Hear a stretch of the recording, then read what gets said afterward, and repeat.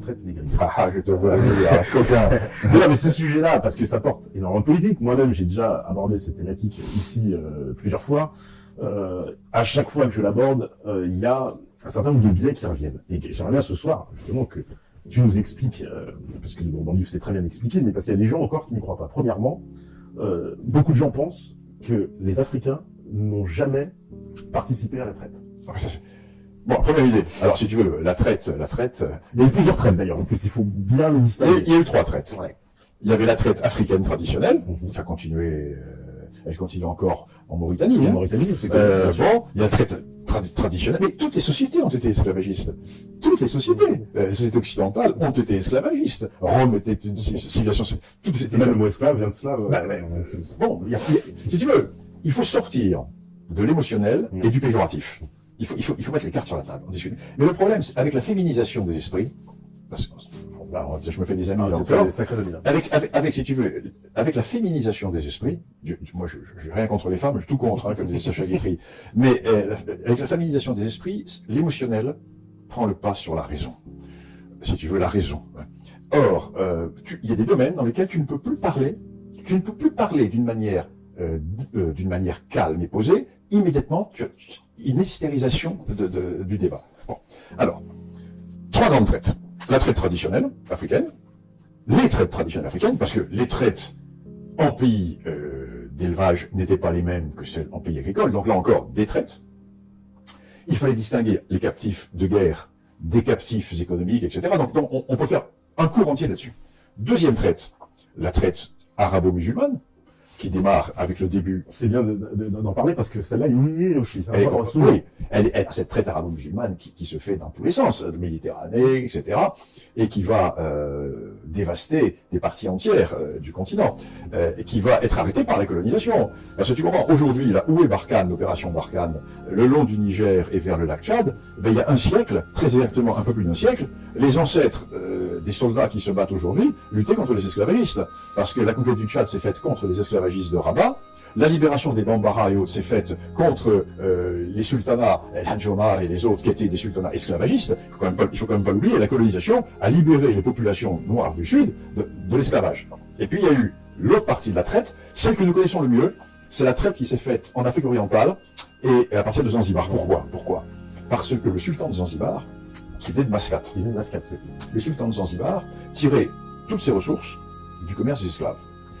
Et le sultan de Zanzibar avait des contacts avec toute l'Afrique orientale. Il y avait des peuples noirs qui étaient des peuples intermédiaires, notamment les Yao et autres. Et ces peuples lui amenaient les esclaves sur le littoral, puis ensuite les Arabes sont allés directement les chercher. Et toute sa richesse était fondée sur la vente des esclaves. Donc il avait un corps de fonctionnaires qui assistait au débarquement des boutres et qui notait, parce que pour chaque esclave débarqué sur l'île de Zanzibar, il fallait que le capitaine du boutre arabe verse une pièce d'argent, le thaler de Marie-Thérèse. Aujourd'hui, on parle du dollar. À l'époque, c'est une grosse pièce d'argent qu'on appelle le thaler de Marie-Thérèse d'Autriche. C'est la monnaie internationale. Et ça veut dire qu'il y avait cours dans l'océan Indien. Donc, on a exactement le nombre d'esclaves débarqués. On le sait exactement. Donc, pour la seule île de Zanzibar, sans compter le commerce clandestin, sur 35 ans, ont été vendus 820 ou 830 000 esclaves, entre 1810 et 1845, 1850 à peu près, à 10 ans près. Et la thèse de Jacques Marissal là-dessus. Jacques Marissal a fait une thèse magnifique, personne n'en parle, qui est excellente. Donc, cette thèse arabo-musulmane est parfaitement connue. Et puis la troisième traite, la traite européenne. La traite européenne, elle débute quand? Elle commence à balbutier avec la découverte portugaise, disons, fin 15e. Mais elle explose 17e, 18e, avec un pic sur une centaine d'années à peu près. Alors comment se fait cette traite? Elle est très bien étudiée. Elle a été étudiée par une quantité d'historiens anglo-saxons. Elle a été étudiée en France par Petré-Grénion. Alors, si tu veux, les esclaves n'arrivaient pas par enchantement sur le littoral. Hein. Ils n'arrivaient pas comme ça, coucou, on est là, venez nous acheter. Non, c'était un commerce parfaitement organisé, avec des intermédiaires, pourvoyeurs, qui étaient certains peuples africains, qui vont d'ailleurs faire une fortune considérable. C'est à cette époque que le cœur économique de l'Afrique de l'Ouest, qui jusque-là était le Sahel, avec le royaume de Ghana, le royaume de Mali, l'empire Songhai, le Kanem, grands empires, ce cœur économique bascule vers l'océan. Pourquoi? Parce que les Portugais découvrent l'Afrique, arrivent sur le littoral.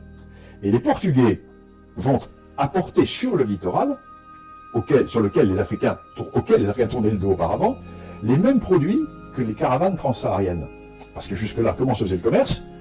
L'Afrique noire exportait vers le Maghreb et vers l'Égypte de l'or, des esclaves, des peaux d'animaux, etc.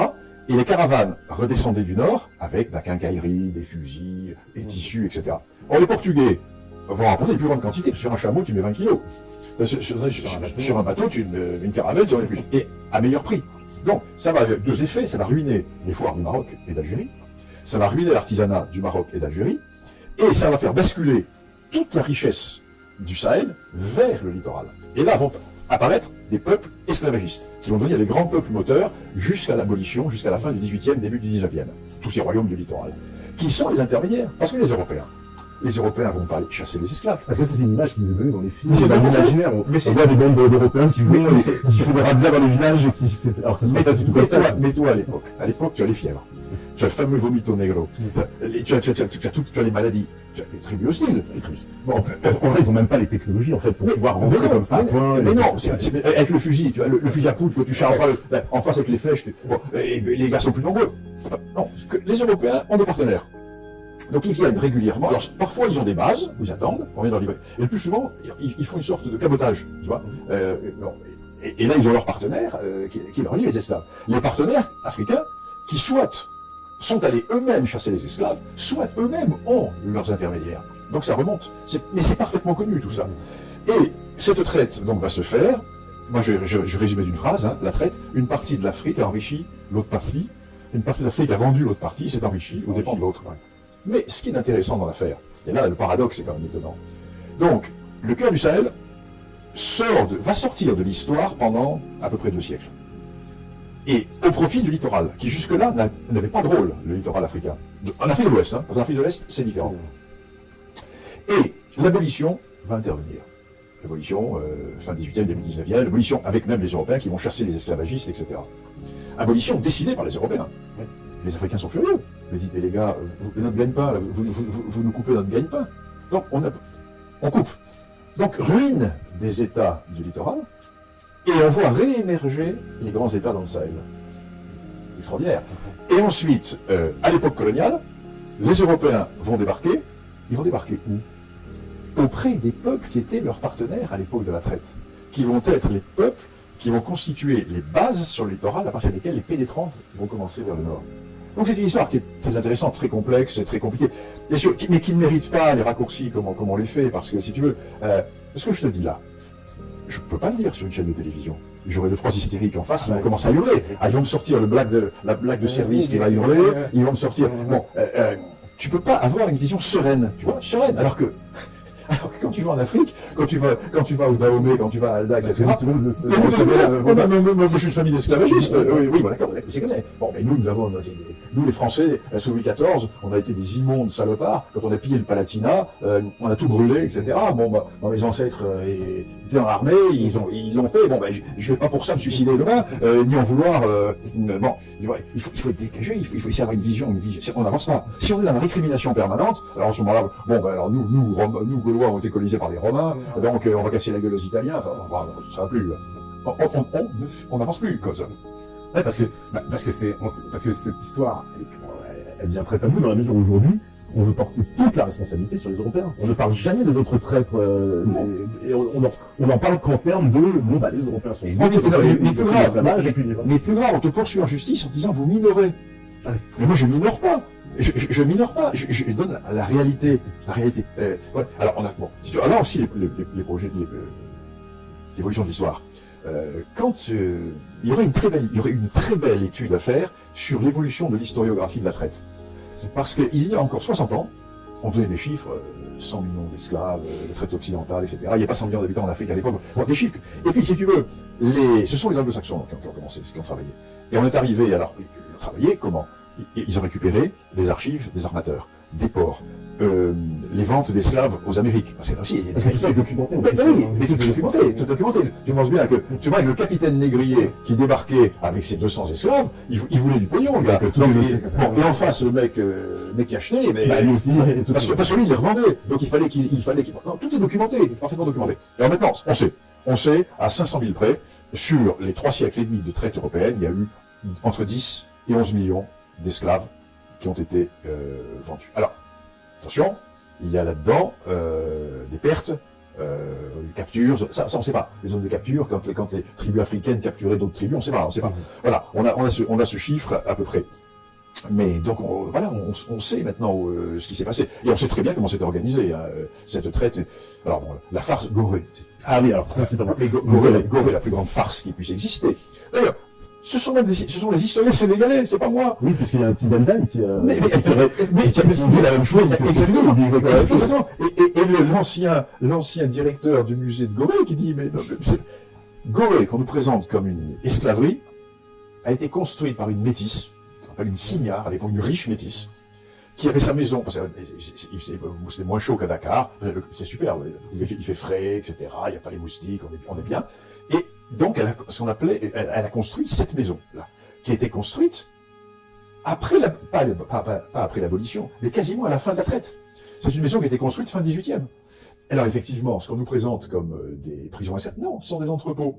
Alors, il y avait des esclaves, bien sûr, comme toutes les sociétés africaines et coloniales de l'époque avaient des esclaves. Mais c'était pas un centre d'esclavage. Quand tu vois ce pauvre Clinton, ou le pape, je ne sais plus qui rentre la porte par où partaient les esclaves, c'est plein de rochers. Mais comment tu fais venir les bateaux dans les rochers par la porte des esclaves? Mais non, il faut aller à Gorée. Mais moi, c'est pas moi qui le dis, ça. C'est Daï qui le dit. C'est parfaitement documenté. Enfin, c'était. Oui, parce que c'est quand même une espèce de pèlerinage symbolique. L'argent. Si tu dis demain, c'est comme si tu dis à Lourdes, il n'y a pas eu de miracle à Lourdes.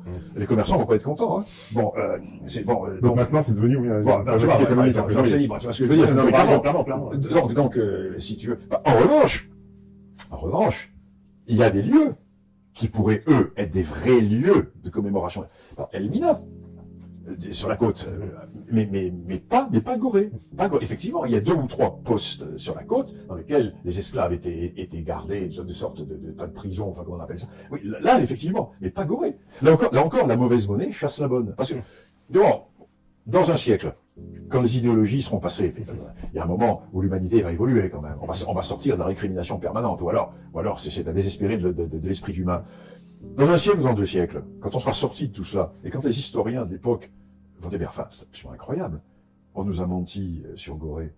Donc, si on nous a menti sur Gorée, on nous a peut-être menti sur la totalité de la traite. C'est comme ça qu'on crée les négationnistes. Tu comprends?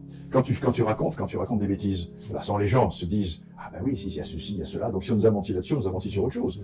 Donc, la mauvaise monnaie chasse la bonne, toujours. Alors que, comme pour Cheikh Anta Diop, exactement le même raisonnement. Tu vois? Allons glorifier ce qui doit être. Et Dieu sait qu'il y a des phases et des royaumes et des épisodes et des peuples à glorifier en Afrique. Mais pourquoi aller glorifier quelque chose qui n'a pas existé? Ouais. Parce qu'il y avait une phrase de sagesse de Tidiane Ndiaye qui disait quand on parle d'esclavage, il faut juste arrêter de se penser en termes d'ethnie et de communauté, mais juste penser entre possesseurs d'esclaves et esclaves. Et déjà on comprend. Il a bien résumé. Il a bien résumé. Et puis surtout, cet élément moral. Alors, autre élément, je reviens à la traite. On me dit oui, mais l'Europe a bâti sa fortune sur la traite. Oui. Alors toi, là, ok, encore un poncif. L'Europe a bâti sa fortune sur la traite. Alors, on reprend tout à zéro. 18e siècle. Quelles sont les grandes nations esclavagistes? Quelle est la principale nation? C'est le Portugal. Portugal, Espagne. Non, l'Espagne n'a pas fait. Portugal, la richesse du Portugal, pays du tiers-monde, il y a encore 40 ans, le Portugal. Bon, c'est comme pour les colonies. L'Europe a bâti sa fortune. Ah oui, les pays qui n'ont jamais eu de colonie sont les plus riches. La Suède, l'Allemagne, la Suisse, ils n'ont jamais eu de colonie. Voilà. Et quels sont les pays qui étaient dans la plus grande crise dans les années 60-70? Souvenons l'Angleterre avant Margaret Thatcher. L'Angleterre, la France, le Portugal. Celles qui ont eu les colonies le plus longtemps. Alors, remettons les choses en face. Pour la traite, c'est la même chose. Pour la traite, par exemple, on dit la révolution industrielle européenne s'est faite sur la traite. Les anglo-saxons, ce qui est extraordinaire, c'est qu'eux n'ont pas de tabou. Donc, ils ont travaillé sur l'économie, sur les livres de comptes, sur l'évolution de la monnaie. Et ils ont démontré, là, dans ma livre, je donne toute la bibliographie, que la révolution industrielle anglaise a bénéficié de moins de 1% de financement venu des profits de la traite. Moins de 1%. Quant à la France a fait sa révolution industrielle au XVIIIe siècle. Elle a fait sa révolution industrielle bien après l'abolition. Oui, mais c'était de l'argent qui avait été... Ah bon? Alors comment se fait-il que la révolution industrielle française ne soit faite ni à Nantes, ni à La Rochelle, ni à Bordeaux, mais en Lorraine, en Alsace et dans le Nord? Parce qu'il y a du charbon, du fer. Où est le lien avec l'esclavagisme? Tu vois? Alors, les gens racontent n'importe quoi, mais comme ils ont affaire à des incultes, la sous-culture médiatique, les buteurs de la sous-culture médiatique, qui te racontent n'importe quoi, qui répètent, les lecteurs, ils lisent leurs fiches, racontent la même chose. C'est la doxa qui devient le catéchisme, qui devient l'idéologie officielle. Alors, à force de le répéter, si tu as une pensée un peu divergente, tu passes pour un fou furieux, un monstre ou un... Donc c'est... Mais il n'y a qu'en France, hein. Ça c'est la France. Ouais, parce qu'en Angleterre, on peut pas non plus oui. librement de ces sujets-là. Ah ben oui, il y a qu'en France qu'on voit ça. C'est un pays, la France est un pays intellectuellement sinistré. Hein. Et alors parce que sur aussi la traite arabo-musulmane, précision, non seulement elle se faisait en Afrique, mais aussi en Europe, puisque oui. ça va s'arrêter en Europe sous la pression des pays européens qui vont avoir une marine développée. Bien sûr. Mais en fait, l'Europe aussi va être victime de cette traite. L'île de Porquerolles est dépeuplée 2 fois, dont une fois en 1700 et quelques. Toute la population est embarquée comme esclave par des barbaresques qui embarquent toute la population de l'île de Porquerolles. Puis, ils disparaissent, on sait où ils passent. Ils vont être vendus sur le marché d'esclaves en Afrique du Nord. Alors, autre élément important, la traite arabo-musulmane va être différente entre les zones. Par exemple, les hommes, il y aura très peu d'hommes. Oui, il les castre. Daï l'explique bien dans son livre. Hein. Il les castre. Alors, il y en a un qui survit sur 100 ou 150. Ça, ouais. Et il les castre parce qu'il est gardien de nuque. Faire des eunuques pour garder la reine. La zone spécialisée pour le castrage, c'est le Canem. Le Canem Bornou, c'est toute la zone autour du lac Tchad. Ça c'est Canem Bornou Baguermi. Ça c'est la zone, les spécialistes de la castration. Et là, un jeune garçon sur 100 s'en sort. Ouais, parce que je passe les détails parce que c'était épouvantable. C'est épouvantable, c'est horrible cet épisode. Mais ça aussi est quand même pas tellement connu, alors que de l'autre côté, il faut bien le dire. Dans la traite européenne, il n'y aura pas ce phénomène-là. Non, parce qu'il y a des descendants aujourd'hui. La traite européenne cherche une force de travail. Voilà, c'est ça qui est intéressant, parce que tu expliques que finalement les Européens cherchant à une force de travail, ils vont pas abîmer la marchandise. Et non, au contraire, il en faut des gens. Voilà, je vais pas tuer mon exemple. Il faut des gens en bonne santé, ça n'a rien à voir. Tandis que la traite arabo-musulmane, on casse. Alors, bon, ce qui arrive ensuite, mais ce sont des milliers de morts. Burton parle justement de la zone du Canem Bornou, et il dit que l'on castre dans la zone où il est au moins 6000 jeunes garçons tous les ans. C'est assez évident, parce que ça fait une grosse différence, et ça, bon, c'est pareil, c'est vrai que c'est pas tout le temps abordé, on distingue, on parle que de la traite européenne, on parle pas. Et on voit pas le fond de aussi comment cette traite s'organise, quoi. Oui. Mais là encore, si tu veux, c'est pour l'historien, c'est désespérant, parce que tout ça est connu. Nous, les historiens, nous le savons, tout ça. Nous avons des gens qui travaillent là-dessus. Mais il y a incommunicabilité entre la recherche scientifique et la vulgate médiatique. Oui. Parce que tout ce qui peut déranger la doxa est mis de côté.